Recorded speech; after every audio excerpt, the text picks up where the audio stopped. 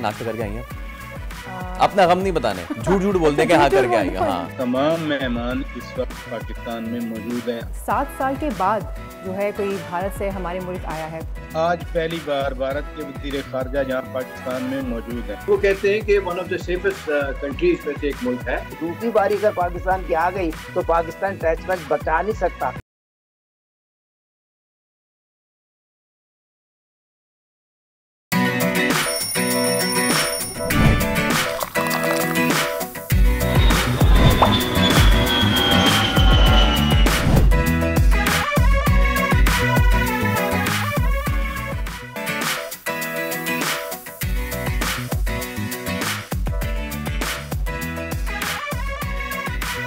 अस्सलाम वालेकुम, खुश आमदीद। जी आया नो, बखैर आगले भली करे आया। वो शक के दुनिया बोल है के साथ मैं हूँ सोनिया सुंदर और मैं हूँ सैयद फैसल करीम। आज देख रहे हैं आप दुनिया बोलेगा बड़ा ही खुसूसी एपिसोड, क्योंकि आज हम एसईओ के बारे में बहुत सारी बात करेंगे। लेकिन आगाज में हम आपको बताएं, नाश्ता करके आई हैं? अपना गम नहीं बताने, झूठ झूठ बोलते हैं कि हाँ करके आई हैं। हाँ जी, करके आई हूँ। करके आई हैं, क्योंकि आज है वर्ल्ड फूड डे, खुराक का आलमी दिन। वैसे तो मैं इसका आगाज़ करना चाहता था लाइटर मूड, बट सुनिए, आपको पता है ना कि पूरी दुनिया में फूड को लेके कितनी डिस्पैरिटी है। एक जानिब ऐसे ममालिक जहाँ पे ट्रक्स के ट्रक्स लदे होते हैं और दूसरी जानिब कहत है। तो आज दुनिया भर में सेमिनार्स और कॉन्फ्रेंसेस हो रही होंगी ग़िज़ा की अहमियत पर जोर देने के लिए। दूसरी जानिब ग़ज़ा वाले खुराक की शदीद किल्लत का शिकार हमें नज़र आते हैं। बिल्कुल ऐसा ही। और याद रखें, खुराक इतनी ही खाएं जितनी आपको ज़रूरत है, क्योंकि आपका बचा हुआ एक निवाला भूख से बिलखते किसी और इंसान के काम आ सकता है। एब्सोल्युटली। और खुराक जो है वो खुराक समझ के खाएं, अपना वलीमा समझ के नहीं खाएं। आज वर्ल्ड एनेस्थीसिया डे भी है, तो अगर आप बहुत ज़्यादा खुराक खाते हैं, उसमें एतदाल नहीं रखते, तो आपको एनेस्थीसिस्ट के पास इसलिए जाना पड़ेगा कि आपका कोई प्रोसीजर हो सकता है, आपको बेहोश होना पड़ेगा और फिर आपका इलाज होना पड़ेगा। तो हाँ, इन दी एंड अपना पेट समझ के खाइए। एब्सोल्युटली।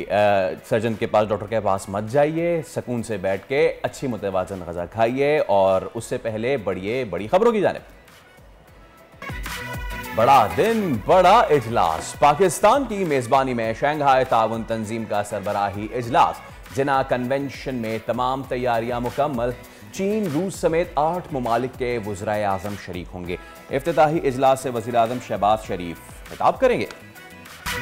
मुल्तान टेस्ट के पहले दिन कौमी टीम का मोहताज मगर सुस्त अंदाज। पूरा दिन खेलकर सिर्फ 90 ओवर्स में 259 रन्स बनाए, 5 विकेटें भी गंवा दी। कामरान गुलाम की सेंचुरी मरकज़े निगाह बनी रही। नौजवान बल्लेबाज का बल्ला बोला है, मुसलसल नजरअंदाज करने वालों को करारा जवाब है। पाकिस्तानी पावर लिफ्टर नूर दस्तगीर भट्ट कॉमनवेल्थ गेम्स में छा गए। पावर लिफ्टिंग की तमाम कैटेगरीज के गोल्ड जीत लिए। पाकिस्तानी एथलीट की जबरदस्त परफॉर्मेंस, फिटनेस का मुबलगा सबूत। नूर भट्ट को ओलंपिक्स दस्ते का हिस्सा ना बनाने वालों से सवाल तो बनता है। और कोहे पैमाई की दुनिया में एक के बाद एक एजाज। सरबाज खान के बाद शहरोज काशिफ भी 8000 मीटर से बुलंद तमाम 14 चोटियां सर करने का एजाज अपने नाम कर बैठे हैं। तमाम बुलंद तरीन चोटियां सर करने वाले कम उम्र तरीन कोहे पैमा हैं। फ़ख्र पाकिस्तान शहरोज काशिफ और सरबाज खान आज दोनों बनेंगे हमारे मेहमान। तो चलिए, मुझे कह लेने दीजिए चश्मे मारोशन दिल माशात, क्योंकि 27 सालों बाद पाकिस्तान की मेज़बानी में शंघाई ताउन तंजीम इजलास का 23वां इजलास, उसका बाकायदा आगाज़ होगा। और क्या तैयारियां हैं इस वक्त? जो मरकज़ी तकरीब है वो तो होगी जिना कन्वेंशन सेंटर इस्लामाबाद में।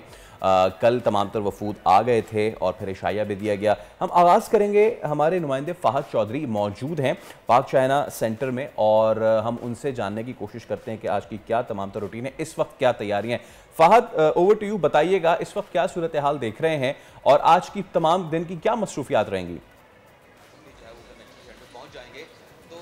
जी बिल्कुल, शंघाई ताउन तंजीम के heads of council of heads of government का 23वां इजलास आज इस्लामाबाद में होने जा रहा है जिना कन्वेंशन सेंटर में। बिलाशुबा पाकिस्तान के लिए सफारती सतह पर ये एक बहुत बड़ा दिन है और वज़ीर आज़म शहबाज शरीफ इस इजलास की मेज़बानी करेंगे और कुछ देर बाद मुअज़्ज़िज़ मेहमानों की जिना कन्वेंशन सेंटर आमद का सिलसिला शुरू हो जाएगा, जहाँ पर वज़ीर आज़म शहबाज शरीफ उनका ख़ुद इस्तकबाल करेंगे। उस ग्रुप फ़ोटो होगी और उसके बाद इब्तदाई कलमात जो हैं वो वज़ीर आज़म शहबाज शरीफ अदा करेंगे। इनिशियल स्टेटमेंट देंगे, जिसके बाद तमाम जो मौजूद मेहमान हैं, हेड्स ऑफ गवर्नमेंट हैं, उनका खिताब होगा और उसके बाद दस्तावेज़ात पर दस्तखत किए जाएंगे, दस्तावेज़ात का तबादला होगा। और इस अहम तरीन इजलास में शिरकत के लिए मुख्तलिफ ममालिक के रुकन ममालिक के हेड्स ऑफ गवर्नमेंट पाकिस्तान आ चुके हैं। चीन के वज़ीर आज़म ली चियांग के अलावा रूस के वज़ीर आज़म, बेलारूस के वज़ीर आज़म, काज़ाकिस्तान, उज़्बेकिस्तान, ताजिकिस्तान, किर्गिस्तान के वज़ीर आज़म पाकिस्तान पहुँचे हैं, जो कि शिरकत करेंगे SCO के इजलास में। इस इजलास में रुकन ममालिक हैं, उनके दरमियान ताउन के फ़रोग़ पर बातचीत की जाएगी मुख्तलिफ़ शोबों में, ख़ुसूसन ग़िज़ाई तहफ़्फ़ुज़, रीजनल कनेक्टिविटी, ख़ित्ते की सलामती की सूरत हाल के मामलात डिस्कस किए जाएंगे और दीगर जो इलाकाई और आलमी मामलात हैं उन पर सेर हासिल गुफ्तगू की जाएगी। और पाकिस्तान के लिए ये एज़ाज़ की बात है कि वो 23वां जो इजलास है उसको होस्ट कर रहा है। बेहतरीन इंतज़ामात किए गए हैं इस इजलास के लिए। जिना कन्वेंशन सेंटर में तैयारियां मुकम्मल हैं और मैं इस वक्त पाक चाइना फ्रेंडशिप सेंटर में मौजूद हूँ, जहाँ पर एक जदीद तरीन मीडिया सेंटर भी बनाया गया है गैर मुल्की और मकामी मीडिया के लिए। और अब से कुछ देर बाद जिना कन्वेंशन सेंटर में जो है आमद शुरू होगी मोअज़्ज़िज़ मेहमानों की, और ये इजलास जो है ये बराह रास्त नशर भी किया जाएगा। और इस इजलास के बाद वज़ीर ख़ारजा और नायब वज़ीर आज़म इसहाक़ डार SCO के सेक्रेटरी जनरल के हमरा तमाम तर जो प्रोसीडिंग्स होंगी उनके हवाले से एक प्रेस कॉन्फ्रेंस भी करेंगे। ऑल राइट, फ़ाज़ चौधरी, फिलहाल आपका शुक्रिया, आपने तफसीलन आगा कि आपसे हम वक्तन फ़वक्तन अपडेट्स लेते रहेंगे। It's big today. और ये कितनी अहमियत का हामिल है, न सिर्फ ये कि चाइना का चाइनीज़ डेलीगेट का तशरीफ़ लाना, बल्कि पूरे SCO के जितने भी रुकन ममालिक हैं वो सारे यहाँ पे पहुँचे हैं। एब्सोल्युटली। और अब ख़ास तौर पे इंडिया पे बहुत ज़्यादा तवज्जो होगी, लेकिन उस पर भी बहुत सारे हल तलब मामलात हैं। सीनियर तज्ज़ियाकार शौकत पराचा हमें ज्वाइन कर रहे हैं। शौकत साहब, अस्सलाम वालेकुम, बहुत शुक्रिया आपके वक्त के लिए। पाकिस्तान जो है एक बहुत बड़ा इवेंट होस्ट करने जा रहा है, क्या तवक्कुआत हैं पाकिस्तान को मुआशी सतह पे, सफारती सतह पे SCO के इस कॉन्फ्रेंस से? गुड मॉर्निंग, बहुत शुक्रिया। बहुत बड़ा इवेंट तो हो रहा है पाकिस्तान में, क्योंकि गुज़श्ता रोज़ भी मेहमान आते रहे और सारी रात भी मेहमान पहुंचते रहे। रूस के वज़ीर आज़म भी पहुंचे और ईरान के नायब सदर की जगह उनके वज़ीर ट्रांसपोर्ट व तिजारत मोहम्मद अता पैक वो भी पहुंच गए। तो लिहाजा तमाम मेहमान इस वक्त पाकिस्तान में मौजूद हैं। आप अंदाज़ा करें कि चीन और रूस ये दुनिया की सुपर पावर में शुमार होते हैं। सलामती कौंसिल की जो वीटो सीट है, यानी 5 मुस्तकिल अरकान में मौजूद हैं। फिर भारत के वज़ीर ख़ारजा यहाँ मौजूद हैं। एक डिक्लेयर्ड न्यूक्लियर पावर है, पाकिस्तान भी डिक्लेयर्ड न्यूक्लियर पावर है। दुनिया की 7 न्यूक्लियर पावर में से 4 न्यूक्लियर पावर्स के आज यहाँ इस्लामाबाद में लोग मौजूद हैं जो सरबराहान हुकूमत हैं या हुकूमत को रिप्रेजेंट कर रहे हैं। इसी तरह ईरान इस खित्ते का ही नहीं, पूरी दुनिया में ईरान एक इन्फ्लुएंशियल मुल्क है। सेंट्रल एशियन रिपब्लिक्स के 4 वज़ीर-ए-आज़म पाकिस्तान में मौजूद हैं। शायद ही पाकिस्तान में 1974 की OIC समिट के बाद कोई इतना बड़ा इवेंट हुआ हो, जो कि आज पाकिस्तान में उसका दूसरा दिन है। तो जहाँ तक पाकिस्तान के सियासी व सफारती जो मकासद हैं वो तो इसी से यहाँ हो गए कि पाकिस्तान ने दुनिया को ये बता दिया कि एट द सेम टाइम हम चीन के वज़ीर आज़म को, रूस के वज़ीर आज़म को, भारत के वज़ीर ख़ारजा को हम यहाँ पाकिस्तान में इकट्ठा बिठा सकते हैं, कॉन्फ्रेंस मुनक़िद करा सकते हैं। दूसरी मुआशी तावन की बात है। इस तंजीम का मकसद ही इकनॉमिक रिलेशनशिप को आगे बढ़ाना है, कनेक्टिविटी को बढ़ाना है। और तीसरा अहम एलिमेंट है टेररिज्म के खिलाफ रीजनल एफर्ट्स हैं। और इसलिए जो एक रैट्स ऑर्गेनाइजेशन इस तंजीम की बनी हुई है, रीजनल एंटी टेरर स्ट्रक्चर, उसके एग्जीक्यूटिव डायरेक्टर भी आज पाकिस्तान में मौजूद हैं। पाकिस्तान ने दुनिया को मैसेज दिया है कि पाकिस्तान अमन के लिए, मुआशी तावन के लिए और बाहमी रवाबत के लिए, वो चाहे दो तरफा हों या एक तंजीम की शक्ल में हों। क्योंकि देखें, जितने ये मुल्क इस तंजीम में शामिल हैं, दुनिया में सबसे बड़ा रकबा इस तंजीम का बनता है। जितने मुल्क इस तंजीम में शामिल हैं, दुनिया की सबसे ज्यादा आबादी इस तंजीम में बनती है। इस तंजीम की जो GDP ऑफ द वर्ल्ड है वो तकरीबन 32% से भी ज्यादा है। तो अगर 32% से 40% तक, तो अगर इतनी बड़ी तंजीम में इतनी बड़ी मैन पावर है, इतना इकोनॉमिक तावन का पोटेंशियल है, तो इसके लिए ये सारा आजाद आज तो कम अज कम पाकिस्तान के हिस्से में है कि पाकिस्तान ने इन सब को इकट्ठा करके बिठा दी। जी शौकत साहब, आपने अभी बात की कि चाइनीज़ प्राइम मिनिस्टर भी आए हुए हैं। मैं बात करना चाहूँगी भारतीय वज़ीर ख़ारजा के हवाले से। 7 साल के बाद जो है कोई भारत से हमारे मुल्क आया है, आपको क्या लगता है कि कितना अहम है उनका आना, और क्या ये हमारे ताल्लुकात में बेहतरी लाने का सबब बनेगा? देखें, बात यह है कि अगर आप नटशेल में पूछें कि क्या इंडो पाकिस्तान एजेंडा डिस्कस होगा, वो तो नहीं है। लेकिन ये जो एटमॉस्फेरिक्स होती हैं, सिंबल्स होते हैं, ये बड़े इंपॉर्टेंट होते हैं। ये स्पीक फॉर देमसेल्व्स।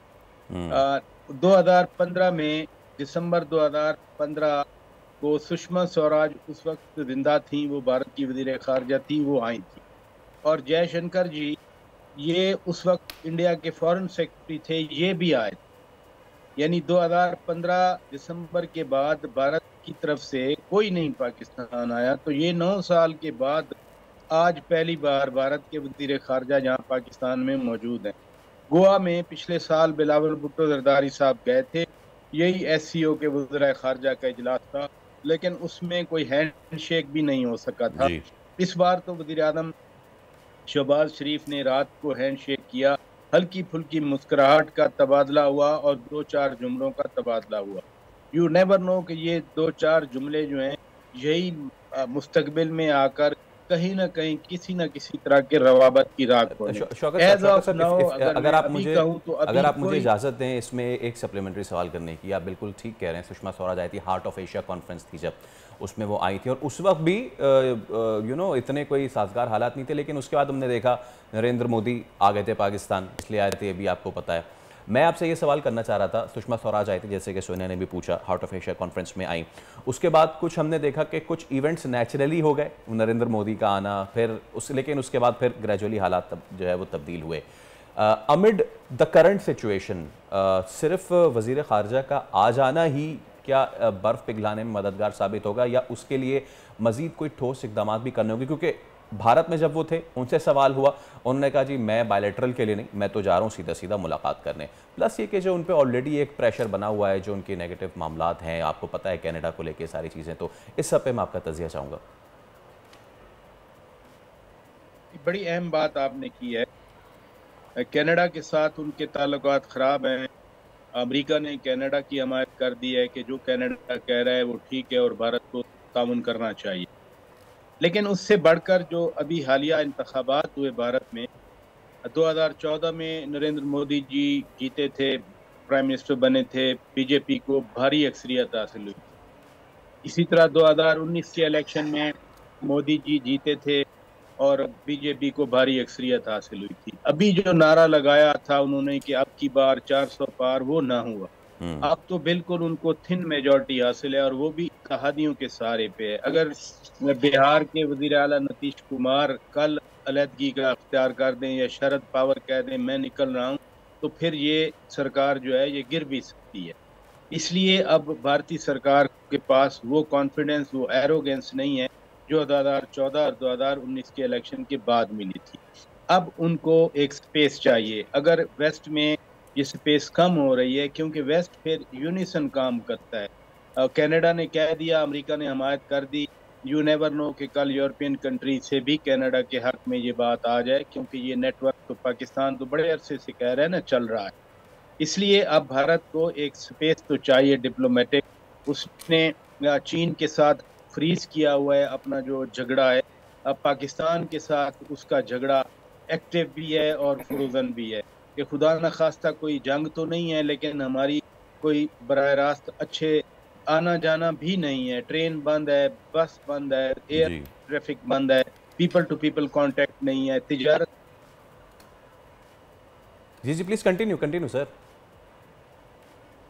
तो तिजारत बंद है दोनों मुल्कों के दरमियान। हालांकि एक वक्त था कि तिजारत कोई $2.5 बिलियन तक पहुंच गई थी, और जिसका पोटेंशियल उस साल में 2013 की बात कर रहा हूँ $10 बिलियन कहा जा रहा था। इसलिए ये सारी सूरत हाल अब भारत के अंदर ही ये सोच है कि क्या पाकिस्तान के साथ मसलन इनका आना, वहाँ में इनके जो साबिक यहाँ हाई कमिश्नर थे, सफीर हुआ करते थे, कुछ लोग बोले कि जयशंकर जी को पाकिस्तान जाना चाहिए, और मैं समझता हूँ कि उन्होंने अच्छा फैसला किया। और दूसरी बात है कि पाकिस्तान की तरफ से भी अभी तक एक अच्छा मुस्बत रद्द अमल आया है उनके आने का। कोई यहाँ से न तजियाकारों ने, न जो रिटायर्ड हमारे एम्बेसडर्स हजरात हैं उनकी तरफ से, सरकार तो खैर चूंकि मेज़बान है वो तो कोई ऐसी नेगेटिव ओवरचर्स नहीं करेंगे। तो जो बर्फ पिघलाने वाली बात है, वो बर्फ तो एक इस तरह के दौरे से जो बायलैटरल भी ना हो, जो एक मल्टीलैटरल फोरम का हो, और आने से पहले डॉक्टर एस जयशंकर जी क्लियर भी करके आ रहे हूँ कि मैं सिर्फ SCO के लिए जा रहा हूँ, बायलैटरल टॉक्स के लिए नहीं जा रहा। मैं एक सिविलाइज्ड पर्सन हूँ, शाइस्ता आदमी हूँ, और मैं बिहेव करूँगा। ये बिल्कुल कैटेगरी, इट मीन्स के वो बिल्कुल ही कन्फाइन करेंगे SCO के उस कार्रवाइयों तक, इजलास तक, जो कि अभी जो आप लाइव कट कर रहे थे, ये इनिशियली मिनिस्टर्स ने पहुंचना है, और फिर थोड़ी देर जो कॉन्फ्रेंस 10 बजे शुरू नहीं है उससे पहले वज़ीर आज़म आ जाएंगे, और फिर वज़ीर आज़म शहबाज शरीफ इफ्तिताई तकरीर करेंगे। तो ये इवेंट है। आज ही जयशंकर साहब वापस चले जाएंगे, लेकिन मैं ज़ाती तौर पे समझता हूँ कि उनका ये मुझे नहीं पता बहुत जूनियर पोजीशन में कभी आए हों, लेकिन 3 मार्च 2015 को वो बतौर फॉरेन सेक्रेटरी अकेले आए थे। सार्क कैपिटल्स के निस्बत उनका दौरा था। फिर वो सुषमा स्वराज के साथ 12 दिसंबर 2015 को बतौर सेक्रेटरी खारजा आए थे, लेकिन वो चूंकि वजीर खारजा के साथ थे सुषमा स्वराज जी के साथ, अब वो आए हैं SCO के लिए। तो पाकिस्तान इन अ वे उनके लिए एक नया नहीं है, पुराने डिप्लोमेट है। 1970-71 में उन्होंने इंडियन सिविल सर्विस के जरिए फॉरेन सर्विस अडॉप्ट की थी, और उस वक्त से ये वन और the other way Indian foreign service का अब हेड की हैसियत से कंटिन्यू कर रहे हैं। यस, तो उसमें अब देखना ये शौकत पराचा साहब के किसकी तरफ से क्या विलिंगनेस शो होती है। ऑब्वियसली दोनों ममालिक के अवाम चाहते हैं कि मामला ठीक हो। आपका बहुत शुक्रिया। शौकत पराचा साहब हमारे साथ मौजूद थे। शंघाई ताउन तंजीम का इजलास जिसका बुनियाद 2001 में डाला गया था, और बनाया इसको गया था ताकि यूरोपीय यूनियन के टक्कर की कोई इस तरह की तंजीम जो कि एशिया से भी एमर्ज हो।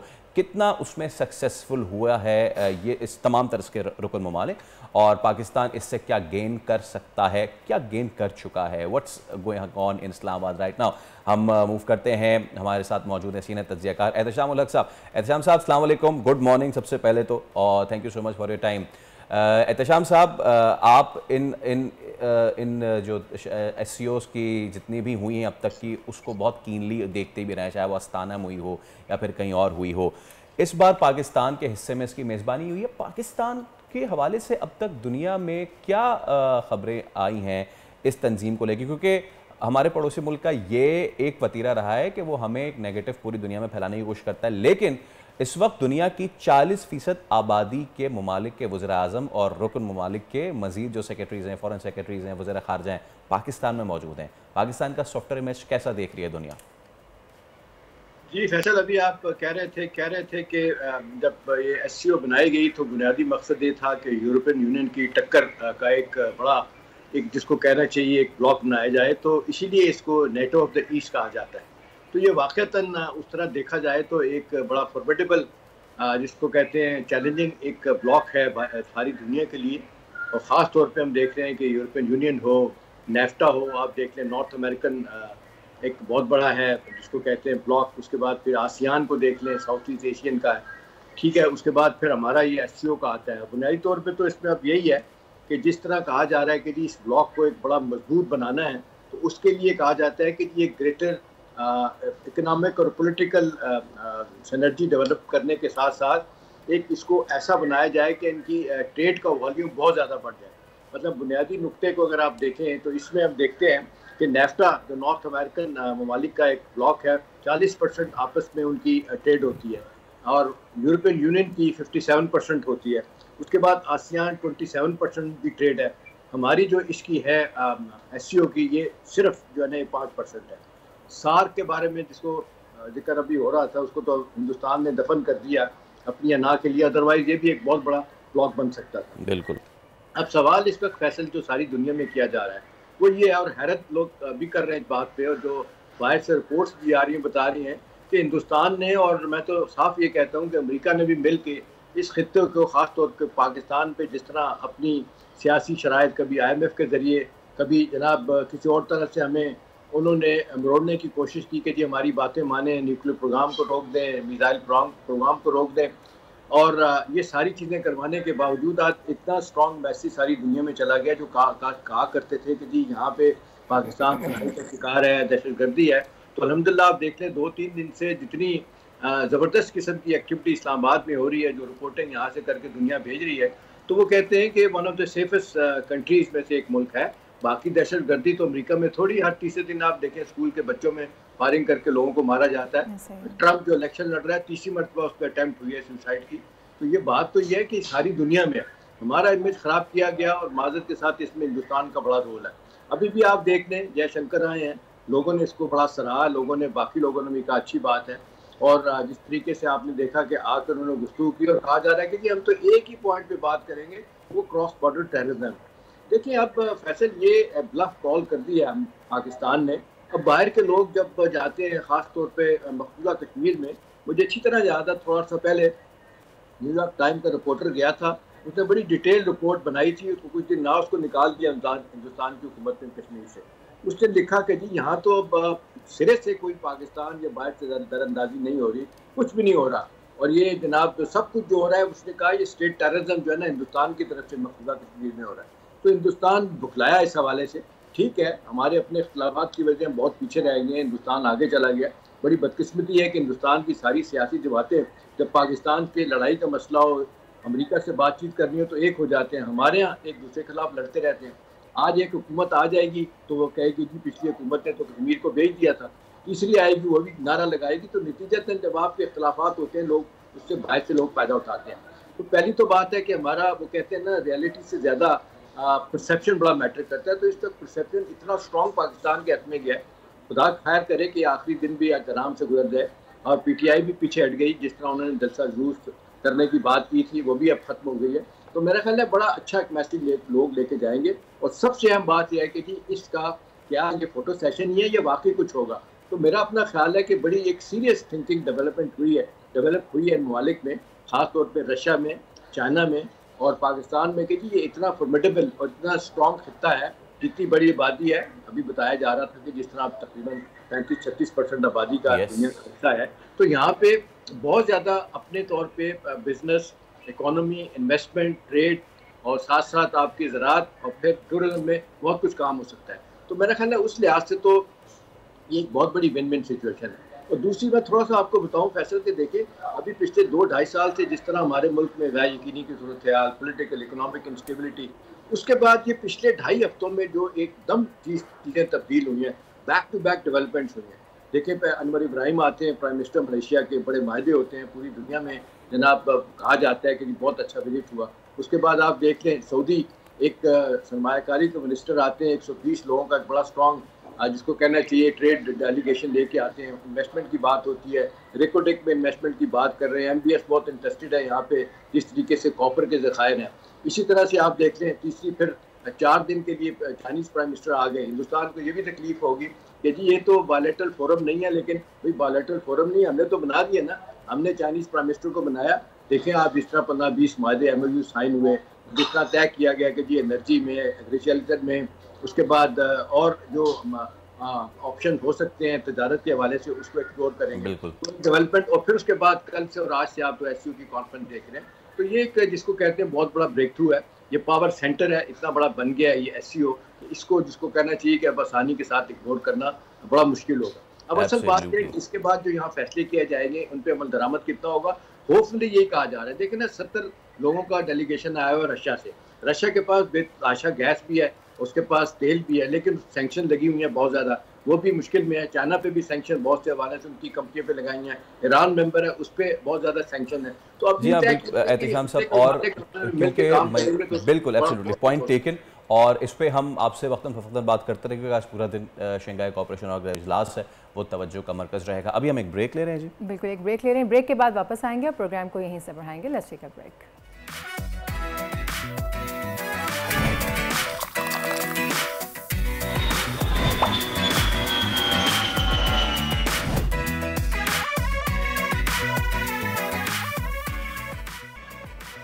वेलकम बैक जनाब। अब बात करते हैं कुछ स्पोर्ट्स के मैदान की। पाकिस्तान और इंग्लैंड के दरमियान दूसरे टेस्ट का रोज़, आज दूसरा रोज़। जी हाँ, आज शुरू होगा अब से 20 मिनट के बाद। कल पाकिस्तान ने मिला जुला खेल खेला, लेकिन अच्छी बात ये थी कि डेब्यूटेंट कामरान गुलाम, जिनके हवाले से हम प्रोग्राम में बात भी कर रहे थे, और इन्होंने सेंचुरी बनाई। Such a fairy tale start to his career. जब ये मैच का आगाज़ हुआ तो थोड़ा सा हम घबरा गए थे, क्योंकि अब्दुल्ला शफीक जो थे वो जैक लीच ने उनको बड़े ज़बरदस्त बॉल पे जो है वो बोल्ड किया। कप्तान जो कि पहले टेस्ट में पहली इनिंग्स को 150 बनाया थी उन्होंने, और वो दूसरे टेस्ट की पहली इनिंग्स में अच्छा नहीं खेल सके, 3 रन बना के आउट हो गए। लेकिन उसके बाद finally Saim Ayub came to the party. ये वो बॉल था जो जैक लीच ने किया था, यानी just ripped apart Abdullah Shafique. Outstanding ball था ये। और शान मसूद जो है उनको भी ट्रैप करके आउट किया जैक लीच ने। लेकिन उसके बाद Saim Ayub, I am happy for him कि फाइनली उन्होंने एक जिम्मेदाराना इनिंग्स खेली ऑन रिलेटिवली लाइवली पिच। और फिर कामरान गुलाम के तो क्या ही कहने हैं। दिन का आगाज़ पाकिस्तान के लिए, इख्तिताम पाकिस्तान के लिए बहुत अच्छा हो सकता था अगर कामरान गुलाम जो थे वो शोएब बशीर की गेंद पे बोल्ड नहीं होते। बट पाकिस्तान ने एक अच्छा आगाज़ तो किया है। It's about capitalising today. तो बात करते हैं, साजिद खान क्रिकेट एक्सपर्ट हमारे साथ मौजूद है। साजिद भाई, मैं पहला ही सवाल, कामरान गुलाम आए, देखा और छा गए, ज़बरदस्त परफॉर्मेंस। बहुत शुक्रिया फैसल भाई और सोनिया, आप दोनों को अस्सलाम वालेकुम। पूरी दुनिया में बोल्ड न्यूज़ देखने वालों को बहुत बहुत अस्सलाम। बहुत इंपॉर्टेंट सवाल है। कामरान गुलाम यकीनी तौर पर 4 साल से पाकिस्तान टीम में थे, 60 से ज़्यादा फर्स्ट क्लास मैच खेले, 16 सेंचुरी बनाए, 70 आउट किए, और ये फर्स्ट क्लास क्रिकेट में मंच के थे, रिकॉर्ड ब्रेक किया था और यकीनी तौर पर डिजर्व करते थे। और 13वें पाकिस्तान के खिलाड़ी हैं जिन्होंने टेस्ट मैच की पहली इनिंग में सेंचुरी बनाई। उसकी फैमिली को, उसके कोचों को बहुत बहुत मुबारक हो। ये पाकिस्तान की टेस्ट की खूबसूरती होती है, और जो यकीनी तौर पर अगर इसको अगर हाईलाइट ना करें, इसको हम ना सराहें, तो बहुत बड़ी ज्यादती होगी। क्योंकि पाकिस्तान क्रिकेट टीम की कारकर्दगी के सवालिया निशान बन के सामने आ रही थी। 2020 के प्लेयर थे, 2020 के प्लेयर ने उस तरह की कारकर्दगी नहीं दिखाई। मगर ये चीज को भी फैसल भाई और सोनिया बताना जरूरी है। आउटस्टैंडिंग इनिंग खेली है नौजवान टैलेंट, 30 से ज्यादा फर्स्ट क्लास मैच खेले हैं टेस्ट क्रिकेटर साइम अयूब ने, जो मेरे अपने शागिर्द हैं, जो बैट शॉट मारते थे, सर झुका के खेले, स्ट्रेट होकर खेले, मगर बदकिस्मती से उन्होंने सेंचुरी आउटस्टैंडिंग खेली। 150 रन की इन दोनों ने पार्टनरशिप बनाई और पाकिस्तान कमांडिंग पोजीशन में आ गया। मगर फुटवर्क का यूज किया, निकल के खेले, अच्छा खेले। कामरान गुलाम के अगर फुटवर्क यूज ना करें, आपने देखा होगा फैसल रिजवान जो है उनका पाँव नहीं चल रहा था। हम हमेशा बात करते हैं बॉल की फुटवर्क यूज करना जरूरी होता है, और कामरान ने वो तमाम चीजें यूज करी। और ये फैसल भाई सोनिया रिवर्स स्विंग हो रहा था, वसीम की वकार की याद ताज़ा कर दी है। बॉल रिवर्स स्विंग हो रहा है और हम एक फास्ट बॉलर से जा रहे हैं, 4 स्पिनर से जा रहे हैं। क्या साइम अयूब नया बॉल करेंगे, क्या वो शान मसूद नया बॉल करेंगे, वो तो आगे चल के बताएंगे। मगर फैसल भाई और सोनिया ये जरूर बताते चले, हैवी और रोल का बड़ा इंपॉर्टेंट आज का दूसरा दिन होगा। पिच यकीनी तौर पर गैर मियारी है, जिस तरह के आपने देखा होगा फैसल भाई, आप बड़ी गहरी नजर रखते हैं। इंडियन के इंग्लैंड जो है, अगर नासिर हुसैन की बात करें, जितने भी लोग हैं बहुत ज्यादा तनकीद कर रहे थे पाकिस्तान की पिच को, छठा दिन उन्होंने करार दिया। मगर इस खेल की खूबसूरती नौजवान टैलेंटेड स्टार बैट्समैन कामरान गुलाम को जाता है। अगर ये इनिंग ना खेलते और आकिब जावेद को क्रिकेट दूंगा, फुल क्रिकेट सिलेक्शन कमेटी को जाता है, उन्होंने दी है ये 11 खिलाड़ी आप दे दिए, उन्होंने बना के आपने ये खिलाना है। तो ऐसी चीज होगी तो आने वाले वक्त में तीसरे टेस्ट में यकीन तो हमने सोनी ने बहुत ज्यादा बात की है हुरैरा की, तो हुरैरा ने भी 3 साल से फर्स्ट क्लास में रिकॉर्ड बनाया, तो हुरैरा को भी खिलाना चाहिए। मगर पाकिस्तान के पास 4 स्पिनर स्पिनर हैं। क्या पाकिस्तान क्रिकेट टीम जो रूट की अगर बात की जाए, जो आउटस्टैंडिंग सेंचुरी बना चुके हैं, मगर आज के दिन की बात करें दूसरे दिन में बहुत ही इंपॉर्टेंट है आज के 40 मिनट पाकिस्तान की बैटिंग में रिजवान यकीनी तौर पर उसके साथ मगर बेबी और टीम फराउंड लीडिंग आगा सलमान जो 300 बना चुके हैं, 850 बना चुके हैं। बहुत इंपॉर्टेंट होगा आज की इनिंग पे, डिपेंड करती है किस तरह का पाकिस्तान जो है आज खेलते हैं और किस तरह रन रोज बैटिंग औसत को बढ़ा के लेके चलते हैं। जी साजिद साहब, आपने अभी मोहम्मद रिजवान और सलमान आगा की बात की, मैं उन्हीं से ही आगे सवाल बढ़ाना चाहूँगी कि आपको क्या लगता है मैच को देख के आज पाकिस्तान को कितने रन बनाने चाहिए, क्या होगा आज के मैच में? सोनिया, आज जो है पाकिस्तान को अर्ली जो आधा घंटा होता है बहुत इंपॉर्टेंट होता है किसी भी टीम के लिए। बैटिंग और क्योंकि नया बैट्समैन आता है, नया दिन के साथ आता है, शुरू अगर बॉल है जिस तरह के पिच है, पिच इतनी आसान नहीं है, पिच बहुत मुश्किल है। कामरान गुलाम ने और साहिब ने जो इनिंग खेली है आउटस्टैंडिंग के लिए, पिच बहुत ही ब्रेक भी होगा, नीचे भी रह रहा है और रिवर्स स्विंग, इस तरह की पिचें बहुत कम नजर आती हैं। तो पाकिस्तान क्रिकेट टीम को एक ही बारी का जहन में सोचना चाहिए, हमने एक बारी लेनी है कि दूसरी बारी अगर पाकिस्तान की आ गई तो पाकिस्तान टेस्ट मैच बचा नहीं सकता। तो पाकिस्तान पहली इनिंग में इतने रन बनाने का, या रिजवान और आगा सलमान जो पाकिस्तान की मेरे ख्याल में अच्छी बैटिंग कर रहे हैं फॉर्म में, मगर रिजवान की फॉर्म नहीं है। रिजवान बहुत आड़ा खेल रहे हैं, टेढ़ा खेल रहे हैं, उनका पाँव नहीं चल रहा, मगर फिर भी वो 35 रन पे खेल रहे हैं। तो मगर ये आधा घंटा निकाल लें तो पाकिस्तान को मैं समझता हूँ कुछ अच्छा टारगेट देना चाहिए। मगर इंग्लैंड की टीम को अंडरएस्टिमेट नहीं कर सकते, पहला टेस्ट मैच जीती हुई है, आउटस्टैंडिंग इनिंग खेलती है, अटैकिंग क्रिकेट खेलेंगे, मगर यहाँ पर साजिद का बड़ा अहम रोल होगा, नुमान का बड़ा अहम रोल होगा। और दूसरा आपने देखा होगा जाहिद इंग्लैंड के खिलाफ बहुत ही आउटस्टैंडिंग टेस्ट डेब्यू कर चुके हैं, मगर जाहिद की पाकिस्तान के जो स्पिनर हैं उनका बड़ा अहम रोल लगता है। मैं समझता हूँ अगर पाकिस्तान के स्पिनर का सही इस्तेमाल कर लिए, स्लीप पे कैच अच्छे हो जाए, शॉर्ट लग पे कैच अच्छे हो जाए, तो पाकिस्तान गेम में वापस आ सकता है। मगर गेम आज ओपन है, दूसरा दिन टेस्ट मैच का बहुत इंपॉर्टेंट होगा। वो तो अब देखते हैं कि पाकिस्तान को जीतना टेस्ट मैच तो इंग्लैंड को 2 मरतबा आउट करना है, वो हम स्पिनर से कैसे करेंगे। तो अब्दुल भाई, जब हम बात कर ही रहे हैं हम इतनी अच्छी इनिंग्स की, let's talk about again the failures. एक मरतबा फिर अब्दुल्ला शफीक, और ये बात नहीं है कि बॉल अच्छा नहीं था, वो बॉल बड़ा ज़बरदस्त था, पड़ा, ग्रिप हुआ और ग्रिप होने के बाद टर्न होके जो वो हम कहते हैं ना अपनी कराची की ज़बान में गिल्ली उड़ा दी। तो अब्दुल्ला शफीक एक बार फिर आउट हुए। Shan Masood second consecutive innings है उनकी जो कि जिसमें वो फेल हुए हैं। एक डेफिनेटिव प्लान लग रहा है अगेंस्ट शान मसूद, और ये पहले उन्होंने फास्ट बॉलर ने उनको उसी जगह कैच आउट किया था और इस बार स्पिनर ने उनको तकरीबन उसी जगह कैच आउट किया है। शान मसूद की कमज़ोरी है ये?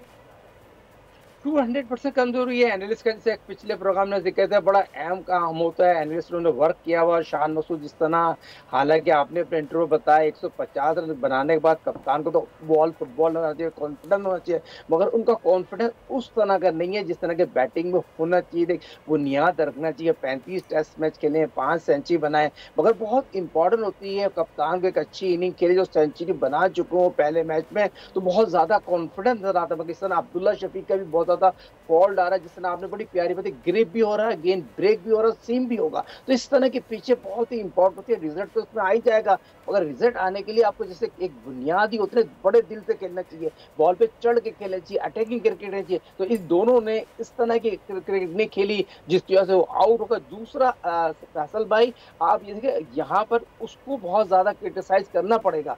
आप बहुत ही इंपॉर्टेंट प्लेयर हैं, मिडिल वाइस कप्तान है, तो सऊद शकील उस तरह का इनपुट नहीं डाले जब से उनको वाइस कप्तान बनाया है। पाकिस्तान के लिए उस तरह की कारकर्दगी नहीं दिखा सके जिस तरह उनको दिखाना चाहिए। पाकिस्तान के लिए उन्होंने बहुत ज्यादा रन बनाए, 750 टीम में 3 सेंचुरी, डबल सेंचुरी बनाई। उनके टीम डिपेंड करती है, अगर बाबर नहीं है तो Saud Shakeel man of the क्रासिद है, मगर मेरी समझ में नहीं आ रहा किस तरह वो आउट हो रहे हैं, किस तरह वो अपना जहन जो है पिच पे जाने के लिए क्या उनके जहन में प्लानिंग है। वो प्लानिंग उनके जो एनालिस्ट है और बैटिंग कंसल्टेंट सही है। देखिए फैसल भाई, बैटिंग कंसल्टेंट का होना बहुत शुक्रिया साजिद भाई हमारे से, और टेस्ट मैच जब शुरू होगा तो उस बात करेंगे।